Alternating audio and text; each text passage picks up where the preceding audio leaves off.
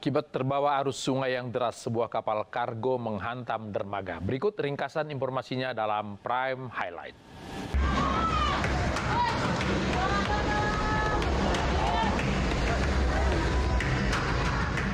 Inilah detik-detik saat sebuah kapal kargo menghantam dermaga. Insiden ini terjadi di kawasan Tanjung Redes, Beru, Kalimantan Timur. Diduga kapal kehilangan kendali lantaran terbawa arus sungai yang deras. Akibat insiden ini, pembatas antara sungai dengan badan jalan rusak berat setelah dihantam lambung kapal. Usai kejadian, pemerintah daerah segera meminta pemilik kapal bertanggung jawab dan melakukan perbaikan lantaran kawasan yang rusak merupakan pusat kuliner kota.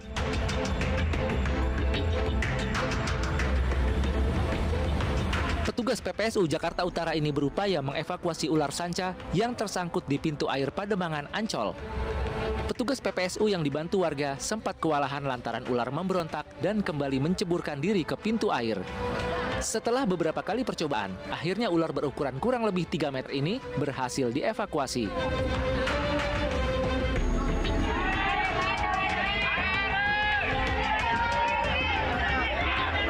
Warga Bojong Rawabuaya ini panik lantaran kesulitan air saat berjibaku memadamkan api.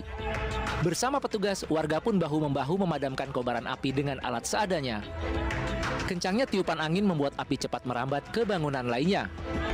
Di tengah kepanikan upaya pemadaman, seorang warga histeris dan memanjatkan doa agar si jago merah cepat dipadamkan.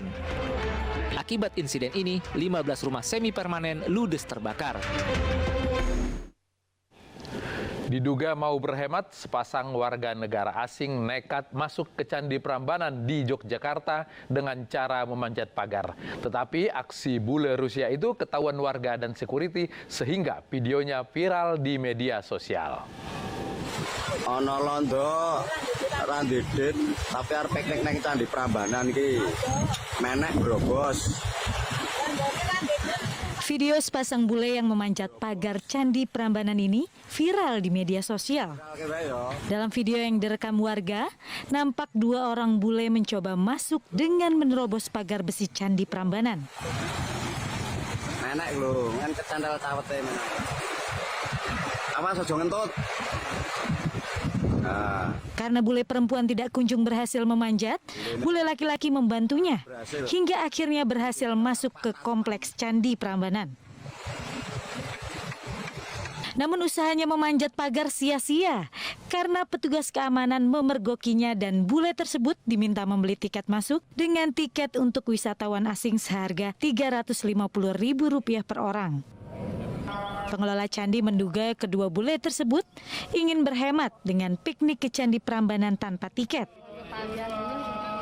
Kita masuk itu kemungkinan besar adalah mungkin mereka sebenarnya ya mau berhemat atau bagaimana ya, tidak mau membeli tiket. Tapi pada akhirnya setelah terjadi penjelasan sesuai dengan regulasi ya mereka akhirnya bersedia untuk membayar tiket masuk. Pengelola Candi Prambanan mengaku aksi bule memanjat pagar tersebut baru pertama kali terjadi. Sebanyak 20 warga Jawa Barat positif Omikron sepulang dari bepergian ke luar negeri. Seluruhnya saat ini sedang menjalani karantina di Wisma Atlet Jakarta.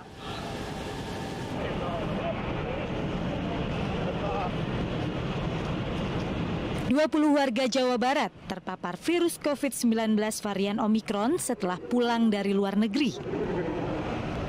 Hal ini diketahui dari hasil pemeriksaan kesehatan saat tiba di Bandara Soekarno-Hatta. Gubernur Jawa Barat Ridwan Kamil membenarkan hal tersebut. Ia menyebut 20 warga Jawa Barat yang positif COVID-19 kini tengah menjalani karantina di RSDC Wisma Atlet Jakarta. Ia mengklaim tidak ada transmisi lokal yang terjadi di wilayahnya setelah diketahui puluhan warga Jabar positif Omikron. Untuk Dinas Perhubungan ada warga Jawa Barat yang datang dari luar negeri, kemudian dikarantina dan diketahui terpapar Omikron ada 20 orang. Jadi ini ada breaking news, tapi tidak di level komunitas.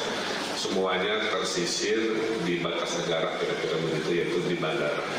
Cuman KTP-nya tercatat sebagai warga Jawa. yang memerlukan pendampingan. Meski belum ada transmisi lokal varian Omikron di wilayahnya, Emil menyatakan pihaknya akan tetap waspada. Semua rumah sakit, oksigen, dan penunjang lainnya akan disiapkan untuk mengantisipasi lonjakan kasus COVID-19 pasca Nataru. Dan yang dibatalkan 100.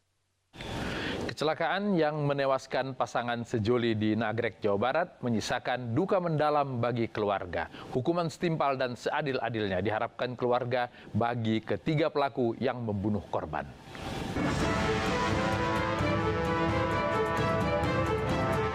Kecelakaan yang merenggut nyawa dua sejoli di jalur Nagrek, Bandung, Jawa Barat pada 8 Desember 2021 belakangan menjadi perhatian publik. Betapa tidak, korban yang sedianya mendapat penanganan medis usai menjadi korban tabrakan justru diperlakukan secara tidak manusiawi oleh pelaku.